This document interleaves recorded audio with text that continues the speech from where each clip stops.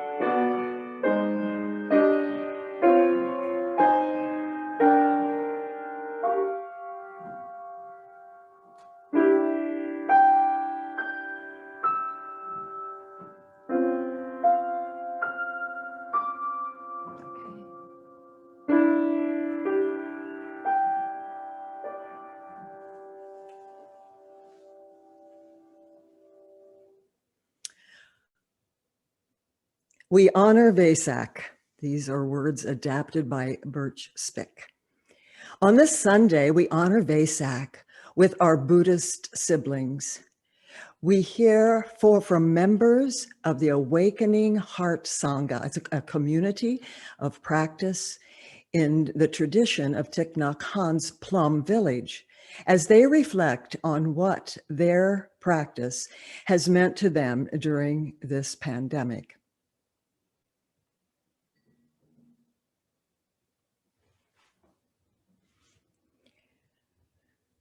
We light this chalice that in its glow, we may remember the Buddhist's own birth, death, and enlightenment. In its glow, may we remember all the ways of enlightenment that we seek in our own lives. Our gathering song this morning is 10:09, When I Breathe In, and the words will be in the video. Sing along if you can.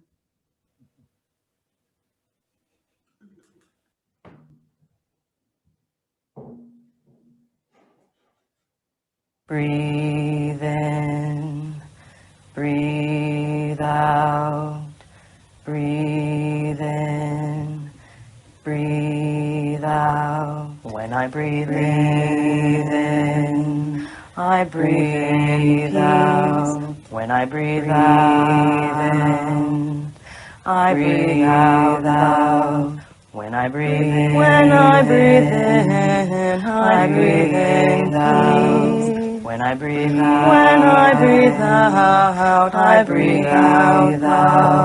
When I breathe in, I breathe in peace. When I breathe out, I breathe out love. When I breathe in, I breathe in peace. When I breathe out, I breathe out love. When I breathe in, I breathe in peace. When I breathe out, I breathe out love.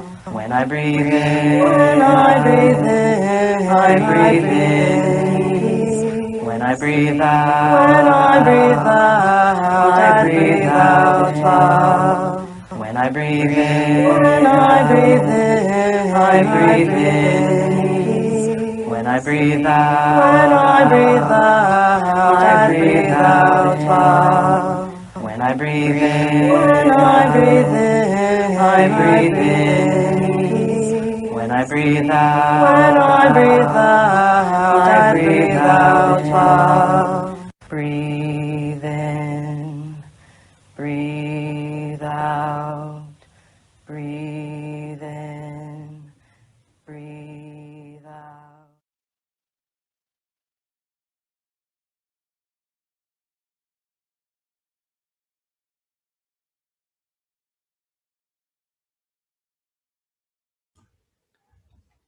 Good morning. I'm Karen Massetti Miller, and my pronouns are she, her, and hers. And I'm speaking to you today from land that is the traditional territory of the indigenous Bokoje or Iowa people. Barbara Martin is today's celebrant and our song leader, and Bruce Martin is our pianist. Jim Carty is our pastoral care associate for this week. Lyra Halston is the membership coordinator. If you have any questions or would like to be connected to the many activities we have, please email her at the address and she will put that in the chat. Please keep your microphone muted during the entire service.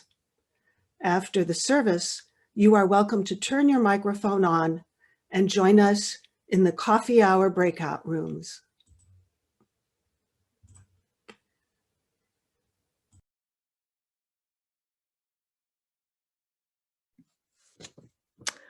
I'm Susan Seitz, and my pronouns are she, her, and hers. The reading this morning is from Reverend Dr. Susan Veronica Rake. Some think of Buddhism in rather simplistic terms, that all Buddhists do is meditate silently, and that they see life as filled with suffering and pain, and the aim of meditation is nirvana, an escape from suffering. Really, every step of the practice path is an ordinary, everyday activity of human beings. The more we understand the causes of suffering, the greater intention, the wiser and more compassionate our behavior, the clearer our minds, the deeper our understanding of suffering, the stronger our intention, on and on, over and over. Maybe you aren't personally seeking enlightenment. You are not Buddhist and do not practice. Yet the wisdom of the tradition still helps us, because we know all too well that there is pain in life. No matter how good it is, no matter how much we have succeeded, how much success we have experienced, whether it be an enriching career, a well-paying and interesting job, a terrific family, raising wonderfully talented children who follow our success with their own. If we are not living this life mindfully, if we are not prepared to let it all go, we are living an illusion.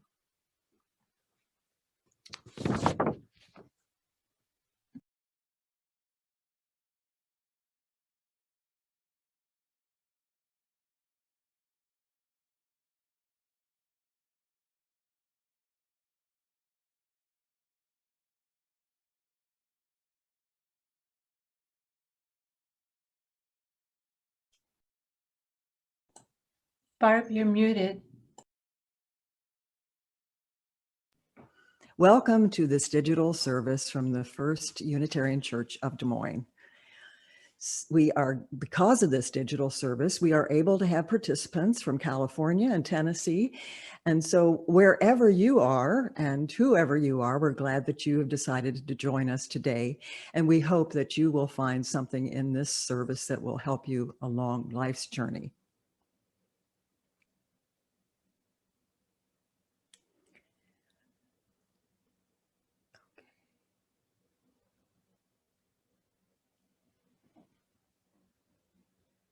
Did you know that the word Buddha means awakened one? This is a story of how the man whom we know today as the Buddha came to his awakening. The Buddha's birth name was Siddhartha Gautama, and he was a prince in northern India more than 2,000 years ago. As a child, he lived a privileged life within the palace walls and never saw sickness, death, or any type of suffering. Prince Siddhartha grew into a young man, enjoying every luxury. He married a beautiful woman and had a fine son, but he was curious about life outside the palace, so he had his chariot driver, Channa, drive him into the surrounding town. At first they stayed on the main road, but on later visits they drove into the side streets. On their first side street visit, Prince Siddhartha saw a very old man. On the second, he saw a sick man, and on the third, he saw a funeral procession. As he saw each of these, Siddhartha asked Channa, "Will I become old? Will I become sick? Will I die?" And each time, Channa answered, "Yes, that is part of life." On their fourth trip, Prince Siddhartha and Channa passed a man wearing a saffron-colored robe. Although the man had nothing more than his simple robe, his walking stick, and his alms bowl, he looked content. Channa explained that this was a holy man who had dedicated his life to searching for the truth. That night, while others slept, Prince Siddhartha thought about the old man, the sick man, and the dead man. All his life he had experienced great pleasure, but now he saw that life also brings suffering. He realized that everyone he knew, including his own wife and child, would experience this suffering. This is a great and noble truth, he thought. Siddhartha decided to dedicate his life to finding the truth that would end human suffering. So he left the palace to become a holy man. He joined with other holy men, trying different spiritual disciplines, some of which were extreme. At one point he fasted so intensely that his bones stuck out through his skin. But even starvation did not lead Siddhartha to the truth, so he began to eat again. Finally, Siddhartha sat down to meditate in the grass beneath a Bodhi tree. "I will sit here until I find the truth and become free from suffering," he vowed. So he sat, and he sat, all through the day and into the night. As he sat, thoughts and feelings ran through his mind. Some were simple and ordinary, some brought him tremendous joy, and some terrified him. But Siddhartha did not leave his meditation. He was not pulled away by pleasant thoughts or scared away by frightening ones. So he discovered the second noble truth, that the cause of suffering is being attached to feelings and experiences that all come and go. As the sun began to rise, Siddhartha realized a third noble truth. There is an end to suffering, for during his meditation he had gone beyond all suffering. He knew this beyond any doubt, and did not need anyone to tell him that this was so. He had become the Buddha, the awakened one. As the Buddha, Siddhartha spent the rest of his life teaching others about four noble truths. Life has suffering. The cause of suffering is our attachment to impermanent things. Suffering can be ended. There is an eightfold path that leads to freedom from suffering, and every one of us can take it. Today, people all over the world take refuge in these truths and follow the Buddhist path. Thank you for listening to my story. In Buddhism, generosity, or dana, is one of the 6 perfections that practitioners develop as they journey toward enlightenment. Buddhism considers generosity so important, it's listed as their first among the perfections. So, this morning's offering will now be given and received through the link in the chat. And half of this electronic plate goes to the social justice programs of the church, and the other half to our Faith in Action partners, Planned Parenthood North Central States and Central Iowa Immigrant Support Coalition.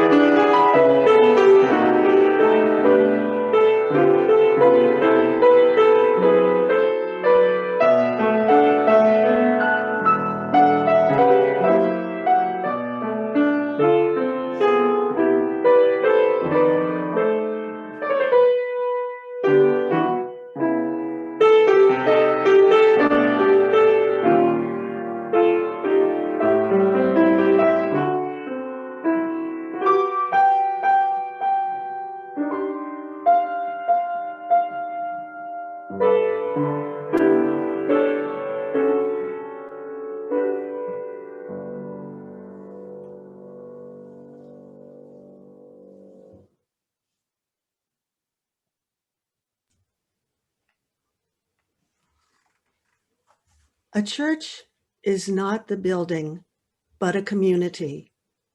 As a community of human hands and human hearts, we come together to share our laughter and our tears, and to bear witness and minister to one another as we struggle with life's sorrows and celebrate life's joys.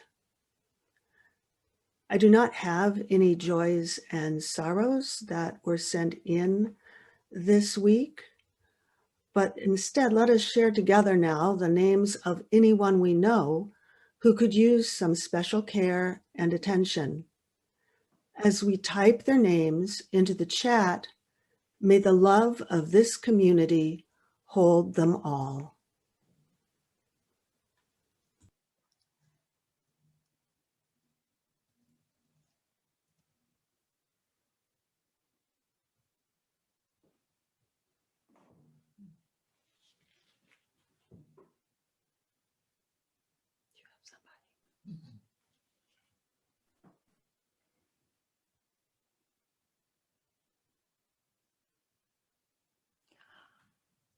Who's there?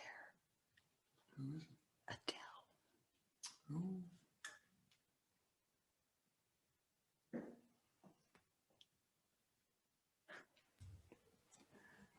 May the light of our community shine on the broken places of the world, and may the work of our hands and our hearts support, aid, and comfort all those who are marginalized, oppressed, silenced, or at risk. May we never look away when we are needed. May those who are grieving be comforted. May those who are tired find rest. May the broken places be healed. May those who are filled with joy and laughter be abundant. Now together, let us light 3 virtual candles, one for the joys and sorrows we have shared, one for the names we have written, and one for the last candle, for all of the joys and all of the sorrows, which are deeply held, but remain unspoken here today.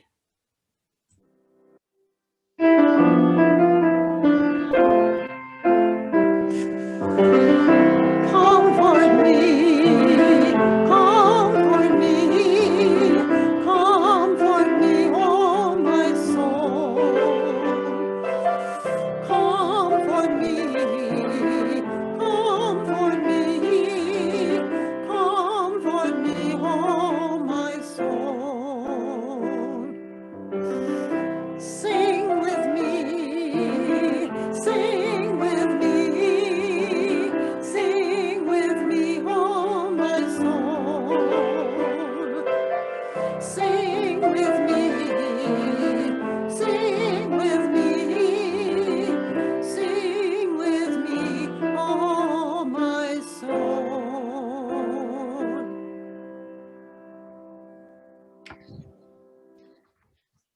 Morning, I'm Ellen Taylor. My pronouns are she, her, hers.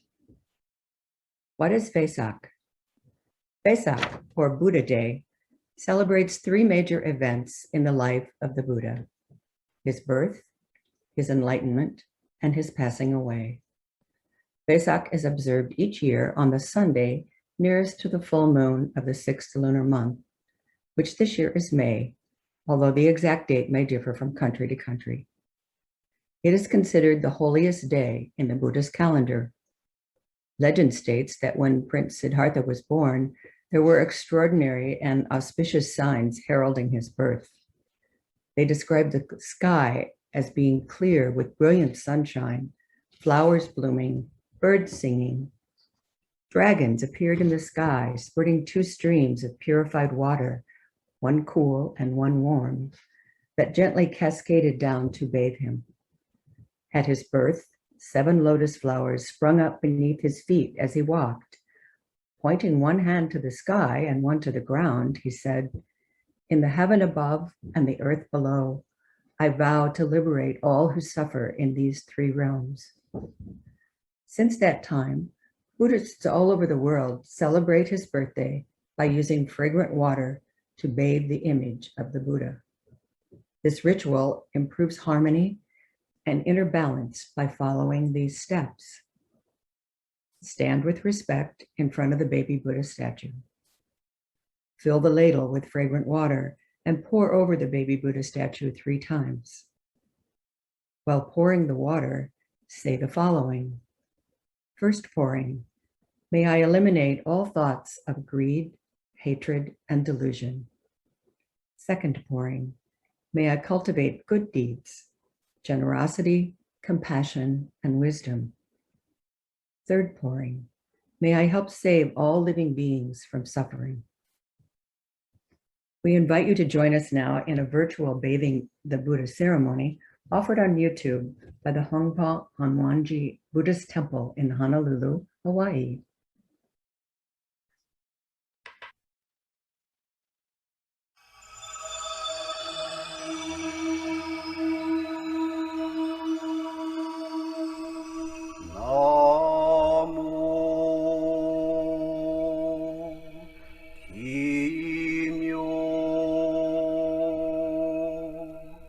Yo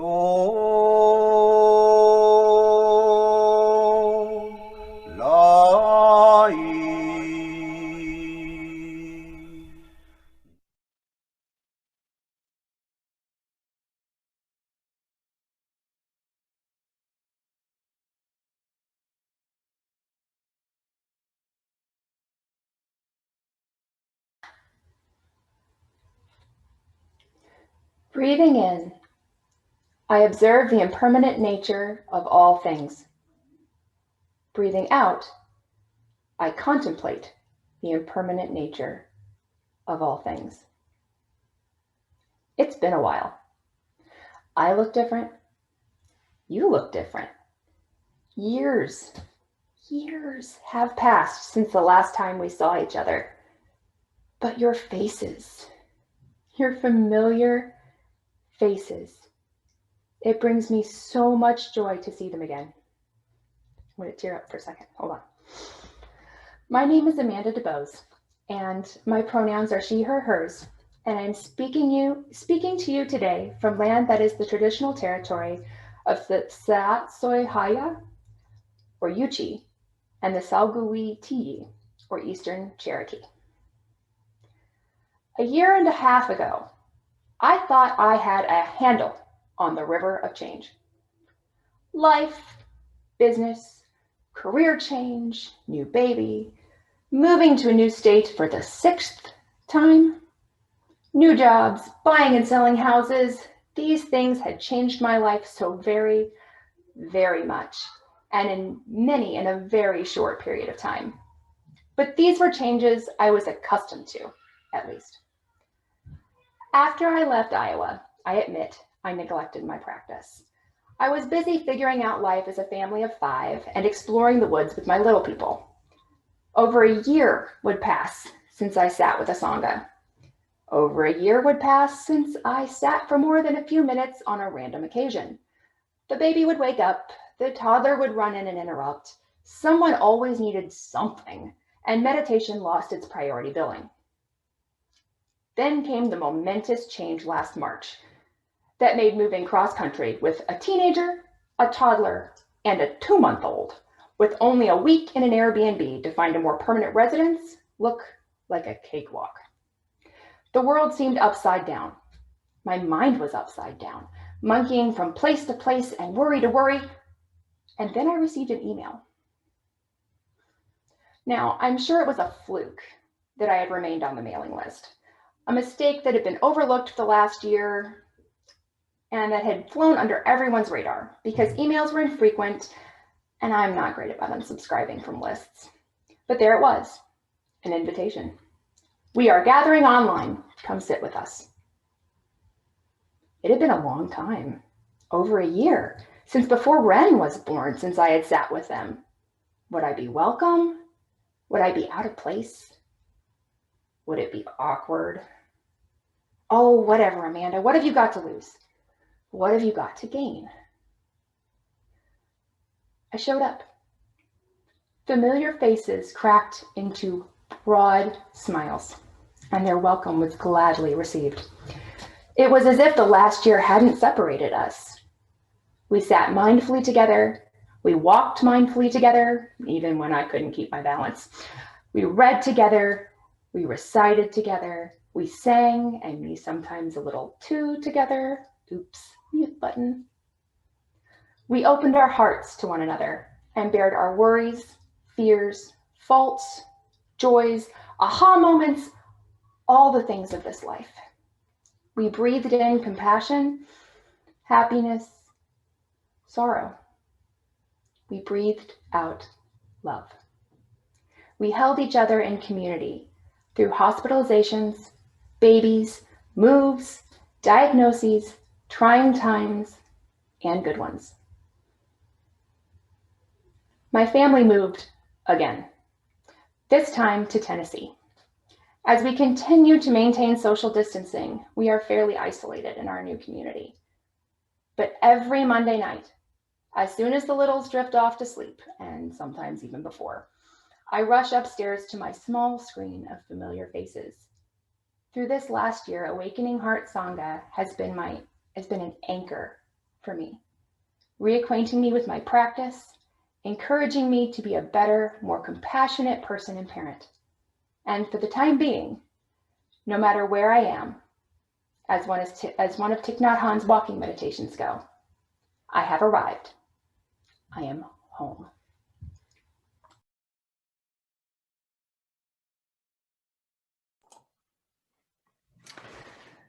I am Deborah Rogers. My pronouns are she, her, hers.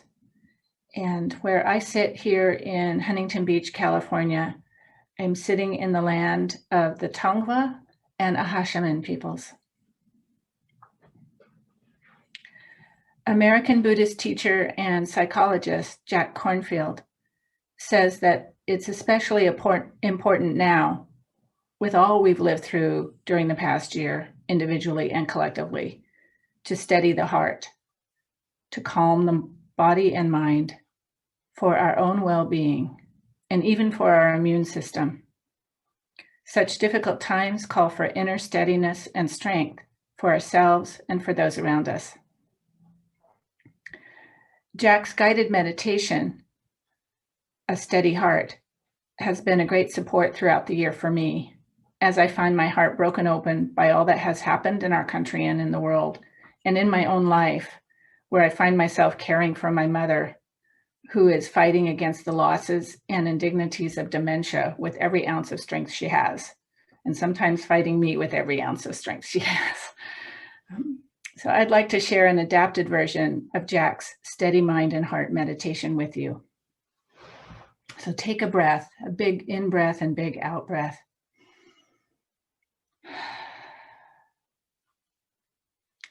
As Zen Master Thich Nhat Hanh has said, when the crowded Vietnamese refugee boats met with storms or pirates, if everyone panicked, all would be lost. But even if one person on the boat remained steady and calm, it was enough. It showed the way for everyone to survive. We become that person. We've done this before.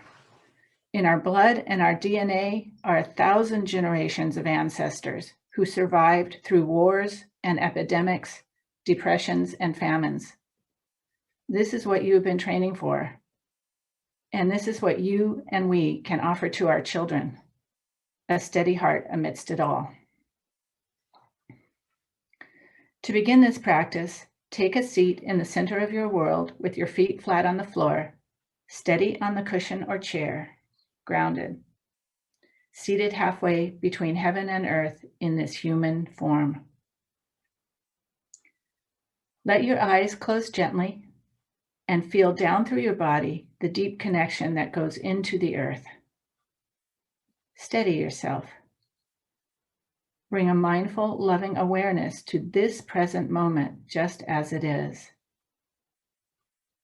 And breathe 3 mindful breaths.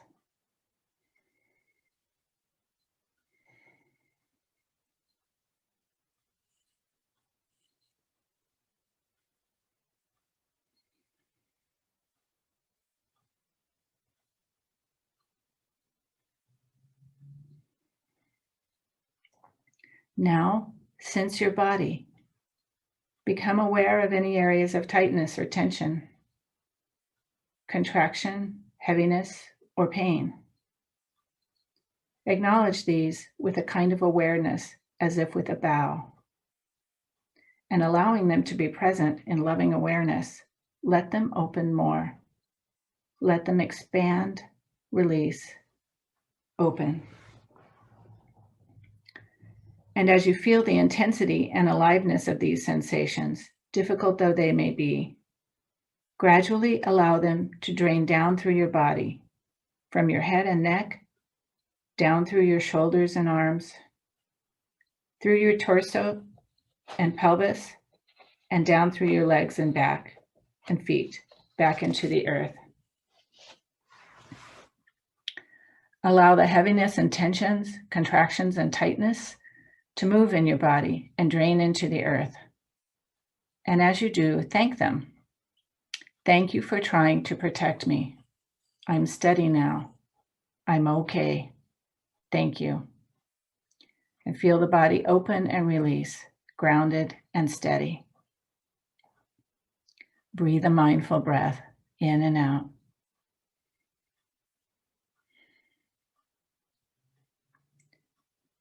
And now, as you've sensed your body, bring your attention to sense your heart.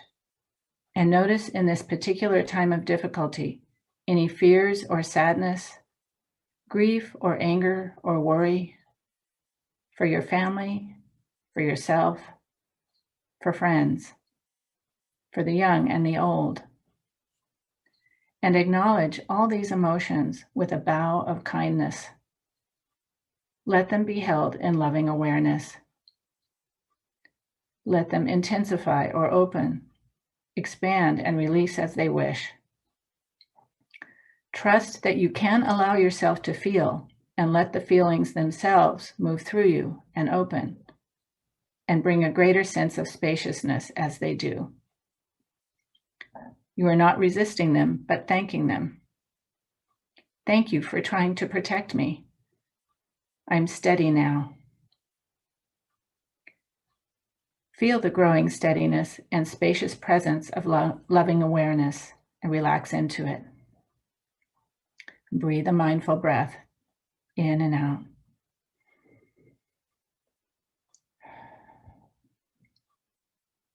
And now turn your attention to sense your states of mind.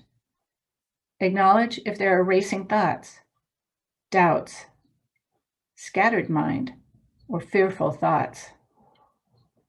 Let your loving awareness be like vast space that can hold all these thoughts, like clouds that appear in the space of mind. As if to bow to them, you can acknowledge them gently. O doubts, O fears, O racing mind. Let them be present without resistance. And as you allow them to open and move, you can thank them. Thank you for trying to protect me. I'm steady now. I'm okay now. Breathe in and out.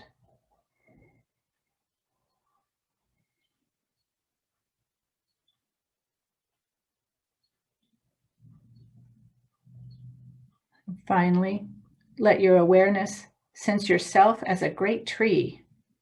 Your roots go down from your body deep into the earth, steady and strong. Feel the depth of connection, how it strengthens you and steadies you. Notice too, as your body breathes, you are like the breathing of the tree itself. Rooted in the earth, leaves exchanging oxygen and carbon dioxide, breathing in the wide open sky. Take a big breath in and out, breathing in and out. You are the great tree, standing and rooted in the midst of all of it, connected to the earth below. And above, vast like space, like sky, time and eternity. Rest as this great tree with a peaceful and steady heart. Breathe 3 mindful breaths.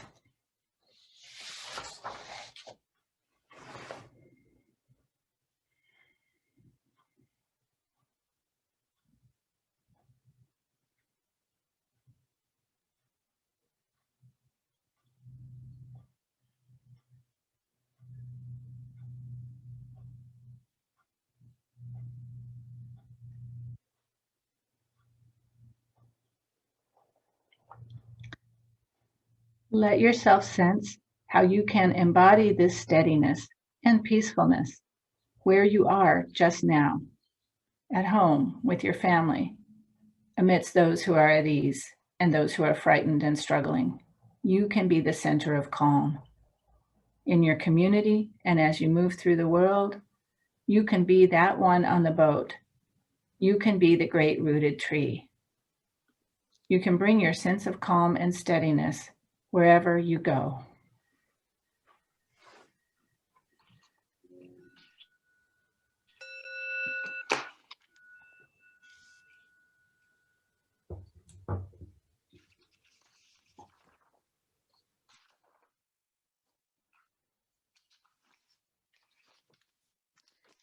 I am Linda Lemons. My pronouns are she, her, hers, and I want to thank you for this opportunity to share what Buddhism means to me and what I value about being in Sangha. My journey to identify as a Unitarian Universalist Buddhist has been a winding, evolving process with times of understanding and sporadic meditation, followed by times of being overwhelmed, focused on the next task that needed to be accomplished, and lacking any integrated practice of slowing down, focusing on my breath, and valuing life in the current moment. My journey to Buddhism is intertwined with my journey as a social worker. In graduate school, I learned about systemic theory and how parts work together to create a whole. Buddhism at that point was a word I may have heard about, but had no awareness of how it supported a systemic worldview. In the 1990s, while being involved in the mental health field, I learned about dialectics, mindfulness skills, and emotional regulation skills. I understand dialectics to mean the fundamental nature of reality and the understanding of reality as interrelated parts to bring about a whole. That framework and skill set provided me an understanding and acceptance of what is, and brings about a joy in being able to say yes to life. That is where my attending Awakening Heart Sangha has become invaluable. Attending Sangha has provided me the opportunity to read and learn about Buddhism in a community with others as opposed to understanding it from psychological theory. I would say I am at the beginning stage of my journey in understanding Buddhist teachings. One meeting a month, we recite the 5 mindfulness trainings that represent the Buddhist vision for global spirituality and ethics based on 4 noble truths and the Noble Eightfold Path. At other meetings, we are currently at other meetings in the month, we are reading from the heart of the Buddhist teaching, Transforming Suffering into Peace, Joy, and Liberation by Thich Nhat Hanh. And on the 4th Monday of the month, we are reading and then discussing America's Racial Karma, An Invitation to Heal by Larry Ward. Currently, I could not tell you the 4 noble truths, the Noble Eightfold Path, or even say I'm committed to the 5 mindfulness trainings. I appreciate being welcomed in Sangha, whether or not I have made a commitment to the mindfulness trainings. Sangha is about community and learning to love and accept myself and the world as it is, while also learning skills to bring forth the world I would like it to be. Sangha helps me not get stuck in my head, striving to understand something intellectually and then get frozen because I'll be so afraid I will do it wrong and I'm not doing it perfectly. By doing this, I totally miss the pathway of finding refuge in my own body, relaxing, and being involved in the present moment. In Sangha, I am allowed time and space to come to my own understanding and to see for myself the mental formations that keep me stuck in patterns, hindering my ability to be present in the current moment and connected to life. Recently, we reflected on the 3 jewels of taking refuge in the Buddha, Dharma, and Sangha, a fundamental practice in Buddhism. To seek refuge means to look for a place that is safe, a place we can rely on. Reciting the words, I take refuge in the Buddha, the one I know who shows me the way in this life. I take refuge in the Dharma, the way of understanding in love. And I take refuge in the Sangha, the community that lives in harmony and awareness. Just speaking those nourishes my soul and brings me back to a sense of refuge and calm. It is the interconnectedness of the Buddha, Dharma, and Sangha together that brings forth a new experience of integration. I am able to take refuge in both my own body and the community. When our Sangha decided to do this service, I said I would do a reflection only if no one else wanted to do so. Doing so lowered my fear of doing it perfectly, as I was fulfilling a responsibility for community. In the process of doing so, I gained a deeper appreciation and integration of the practice, found my own voice, and a refuge in new understandings while simultaneously experiencing the refuge of community. For that whole experience, I express gratitude and a joy in being alive at this time and place and in this community.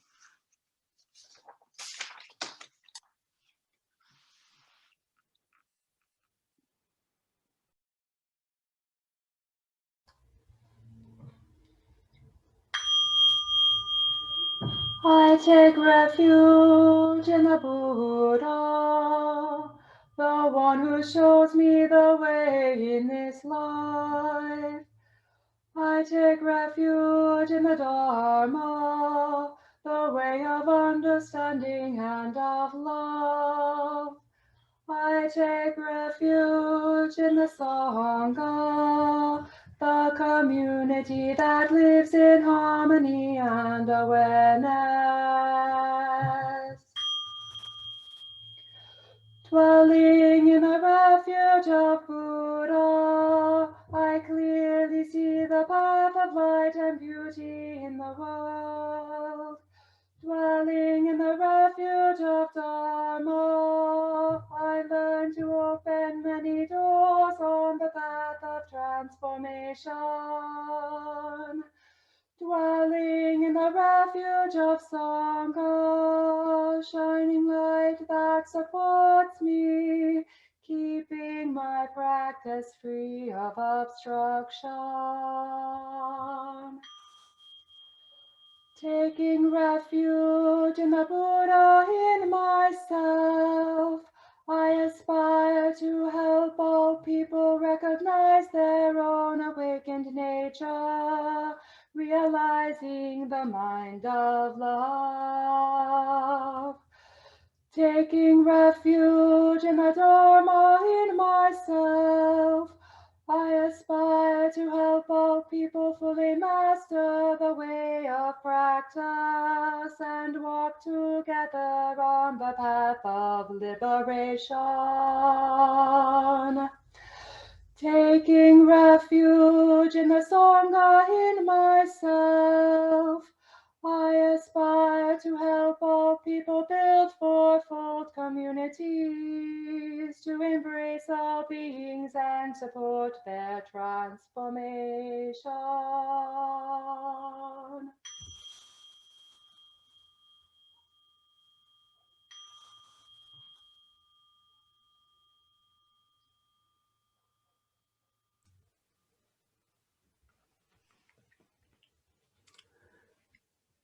I take refuge in the Buddha, the one who shows me the way in this life. I take refuge in the Dharma, the way of understanding and of love. I take refuge in the Sangha, the community that dwells in harmony and awareness. In Buddhism, Buddha, Dharma, and Sangha are known as the three jewels, or Trirata. Buddhists turn to these jewels for guidance and support. I have encountered teachings about the three jewels many times since I began my Buddhist practice, but I did not fully understand what it means to take refuge in them until the COVID pandemic. The pandemic began for my family as it did for many. My husband Bill and I canceled spring break travel plans and wondered whether it would be safe for our daughter Rachel to return to high school in 2 weeks. We all know the rest of the story. School didn't reopen in 2 weeks or for the rest of the school year. There were no vacations, no family visits, and even a trip to the grocery store could trigger a panic attack if a fellow shopper stood too close. As lockdown began, and I realized that our family would be sheltering in place for the foreseeable future, I wonder how I would cope with what lay ahead and exactly what that was going to be. What if one of us caught the virus? What if we all caught it? What if I got laid off and we lost our health insurance and then we all caught the virus? What if we were never able to buy 2-ply toilet paper again? I soon realized that I needed to live out my Buddhist practice, or I would spend each day in a perpetual state of suffering. So, as many have done before, I took refuge in the three jewels: Buddha, Dharma, and Sangha.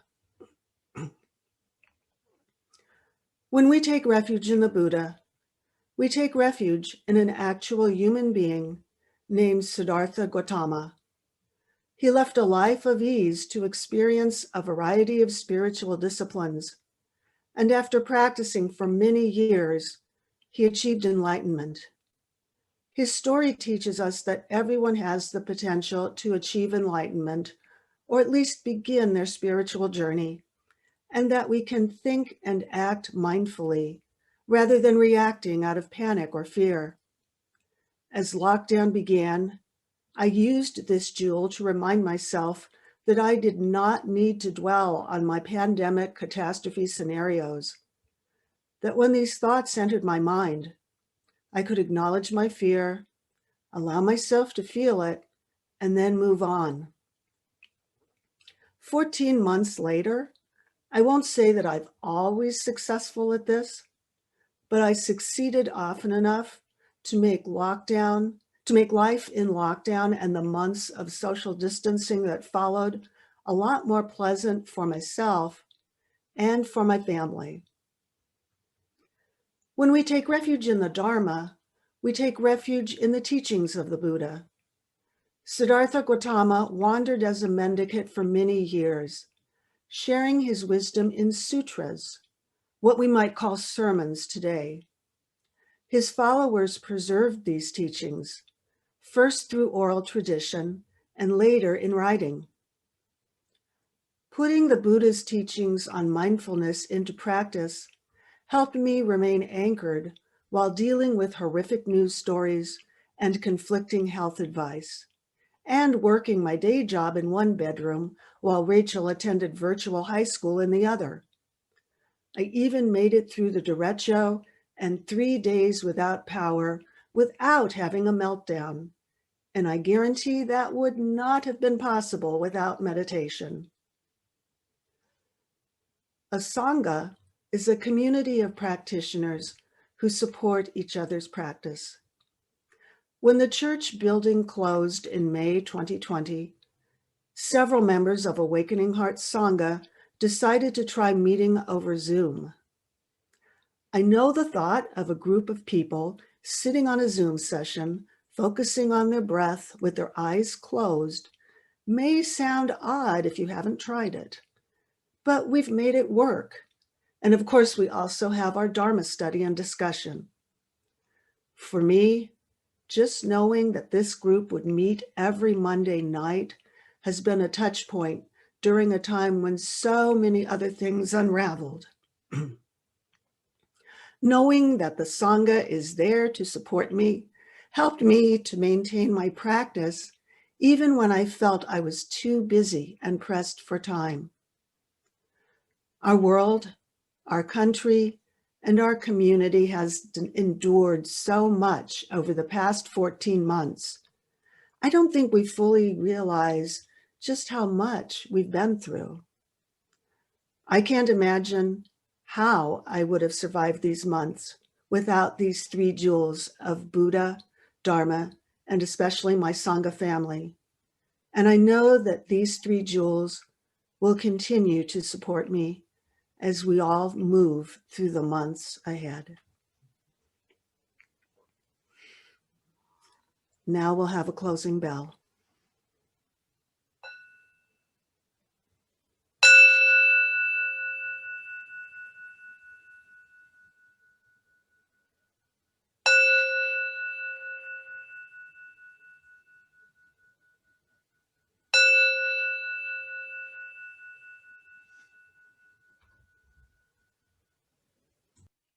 We extinguish this light and remember that all things come to an end.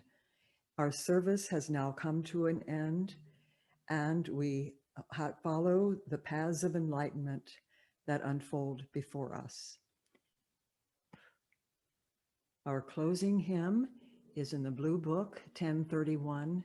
May we be filled with loving kindness.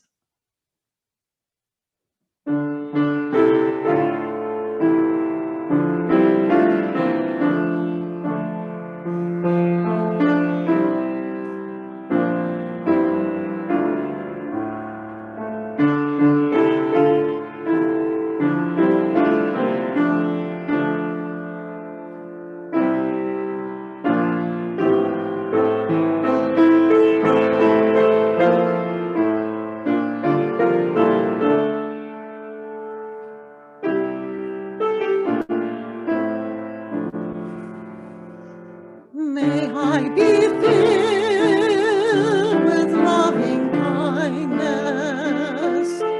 May I be filled. May I be filled with loving kindness.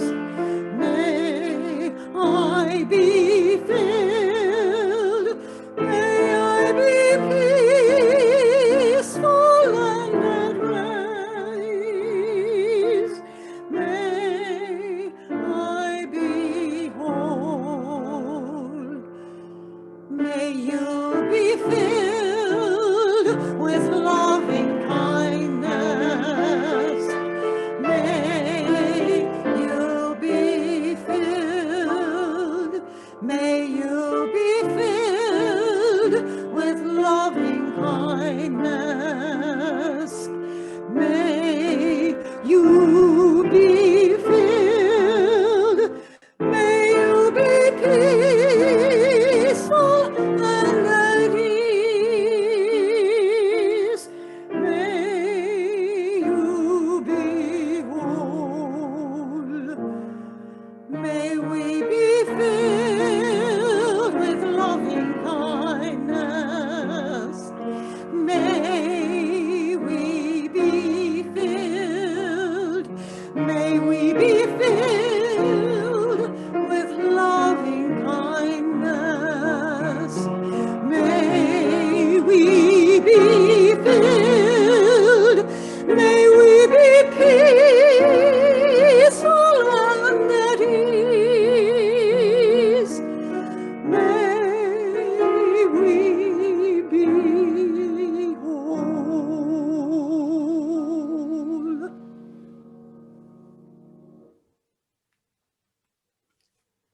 Hold it all lightly, this achingly beautiful world that surrounds us, the painful reminders of indignity and evil that abound too. Let every gesture of appreciation and love be felt. To be able to do this in the face of harsher realities is one of the great capacities we have as human beings. Even the smallest appreciation, the short moment of, aha, yes, let this awaken us to what is possible. Let it fill our hearts with beauty and possibility, courage and hope. We must hold everything lightly, for everything passes. And then we can more fully embrace the world, for life and love abound everywhere.